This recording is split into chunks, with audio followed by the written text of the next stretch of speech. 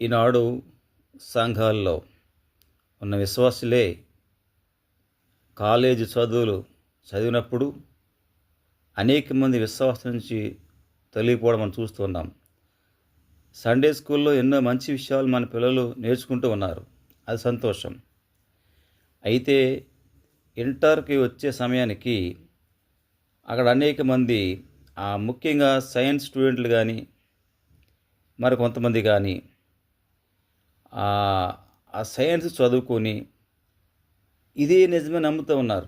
నిజానికి ఎందుకో పనికిరాని సిద్ధాంతాలు కొన్ని ఉన్నాయి, డార్విన్ సిద్ధాంతం అని మరికొన్ని ఉన్నాయి. ఇవి అమెరికాలో ఎప్పుడో తీసేశారు, ఇండియాలో కూడా 2023లో తీసేశారు. అయితే వీటిని నమ్మి చాలామంది మోసపోతున్నారు విద్యార్థులు. అంత మాత్రమే కాకుండా యూట్యూబ్లో కానీ ఫేస్బుక్లో కానీ చాలామంది ఈ విషయాలు చెప్తూ ఉన్నారు. నాస్తికులు ముఖ్యంగా తప్పుదారి పట్టిస్తూ ఉన్నారన్నమాట. వాళ్ళు సైన్స్ రూపంలో లేకపోతే జ్ఞానం రూపంలో విజ్ఞానం రూపంలో ఇలా రకరకాలుగా చెప్తూ ఉన్నప్పుడు మన పిల్లలు అది నిజమని నమ్ముతూ ఉన్నారు. నమ్మి చాలామంది విశ్వాసం నుంచి తొలగిపోతున్నారు, చాలామంది తొలగిపోయారు కూడా. కాబట్టి మన కుటుంబాల్లో మన పిల్లలు మనం కాపాడాలంటే వారికి సత్యాన్ని మనం బోధించగలగాలి. ఈ సందేశాలు మన సంఘాల్లో బోధించడం చాలా తక్కువ. ఇదిగో నేను రాసిన ఈ బుక్కుని మీరు కనుక ప్రతి ఇంట్లో ఉన్నట్లయితే ప్రతి స్టూడెంట్ ఇది చదవాల్సిన బుక్కు, ప్రతి కుటుంబంలో ప్రతి పెద్దలు కూడా చదవాల్సిన పుస్తకం ఇది. ఇందులో యేసే అంతిమ సత్యం అనే పుస్తకంలో ప్రతి ప్రశ్నకు సమాధానం ఉంటుంది.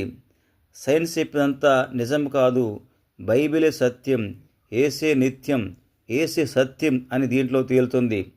అనేక మంది దాడి చేసేటప్పట్లో ఈనాడు రిచర్డ్ డాకిన్స్ కానీ స్టీఫెన్ హాకింగ్ కానీ లేకపోతే బెర్ట్రాండ్ రస్సెల్ కానీ వీళ్ళందరూ కూడా అనేక మంది అనేక రకాలుగా వాళ్ళకి నచ్చినట్టు చెప్పారు, మోసం చేశారు, అబద్ధాలు చెప్పారు. అది నిజం కాదు.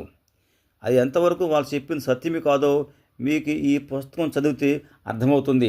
మన కుటుంబంలో ప్రతి విద్యార్థిని మన సంఘాల్లో ఉన్న ప్రతి కుటుంబంలో ఉన్న ప్రతి విశ్వాస కుటుంబంలో పిల్లలు ప్రతి ఒక్కరు చదవాల్సిన బుక్, పెద్దలు పిల్లలు అందరూ కూడా ఇది చదివినట్లయితే విశ్వాసం నుంచి తొలగిపోవడం అనేది ఎంత మాత్రం కుదిరే పని కాదు, జరిగే పని కాదు. కాబట్టి ఆ మార్కెట్లో అందుబాటులో ఉంది. కావాల్సిన వారు కామెంట్ చేయండి, మీకు పంపిస్తాము. Thank you.